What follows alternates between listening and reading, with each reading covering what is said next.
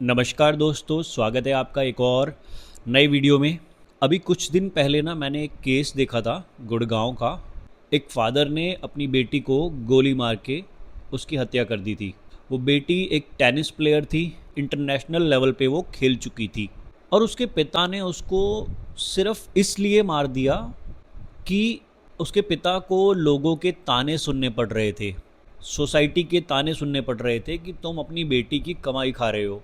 देखो, ये जो सोसाइटी है ना हमारी, अगर हम सोसाइटी को अपने दिमाग पे बहुत ज़्यादा हावी होने देंगे तो ये हमें जीने नहीं देगी। अभी लास्ट 2-3 वीडियो में से किसी एक में मैंने बात की थी, जो पंचकुला का केस हुआ था, सुसाइड केस, 7 लोगों ने जहाँ पे सुसाइड कर लिया था गाड़ी के अंदर।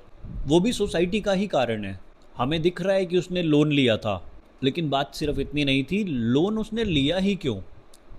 क्योंकि सोसाइटी उसको एक्सेप्ट नहीं कर रही थी ना। अगर वो एक कम इनकम कमा रहा होता तो उसको उसके सोसाइटी वाले एक्सेप्ट ही नहीं कर रहे थे, या उसने खुद ही ये मान लिया था कि भाई सोसाइटी मुझे एक्सेप्ट नहीं करेगी अगर मेरे पास पैसे नहीं होंगे तो, या मेरे पास ज़्यादा पैसे नहीं होंगे तो।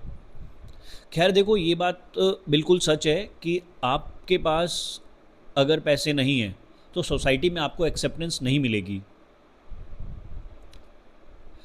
या आप कोई ऐसा काम नहीं कर रहे हैं जो सोसाइटी के हिसाब से बड़ा काम है, कोई सरकारी नौकरी या कोई बहुत बड़ा बिजनेस अगर आप नहीं कर रहे हैं तो सोसाइटी में आपको एक्सेप्टेंस मिलना मुश्किल है, नहीं मिलती एक्सेप्टेंस।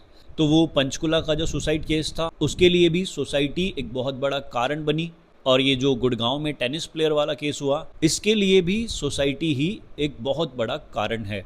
आप देखते होंगे अपनी ही सोसाइटी के अंदर, जैसा कि मैंने भी देखा कि लोगों को पता नहीं क्या है, उनको अपने से मतलब नहीं है। उनके अपने कुछ लफड़े चल रहे होंगे अपनी लाइफ में भी, लेकिन स्टिल उनको दूसरे की लाइफ में झांकना है, दूसरे की लाइफ की दिक्कतों को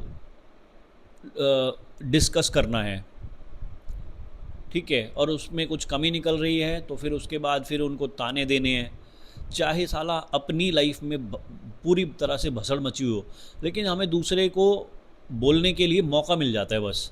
देखो, हम इस चैनल पे डिस्कस करते हैं सोसाइटी के बारे में और स्पिरिचुअल चीज़ों के बारे में।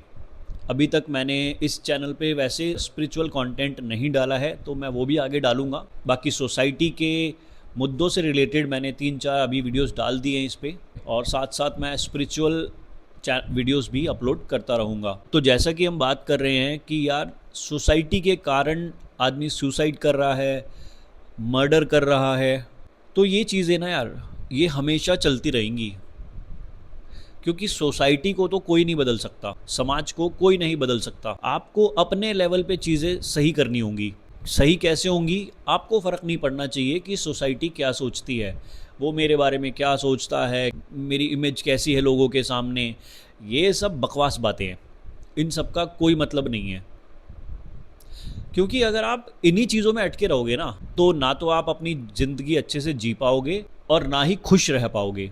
इसीलिए कोई भी हमारे बारे में क्या सोचता है, कोई एक व्यक्ति या 1000 व्यक्ति हमारे बारे में क्या सोचते हैं, इससे हमें रत्ती भर भी फ़र्क नहीं पड़ना चाहिए।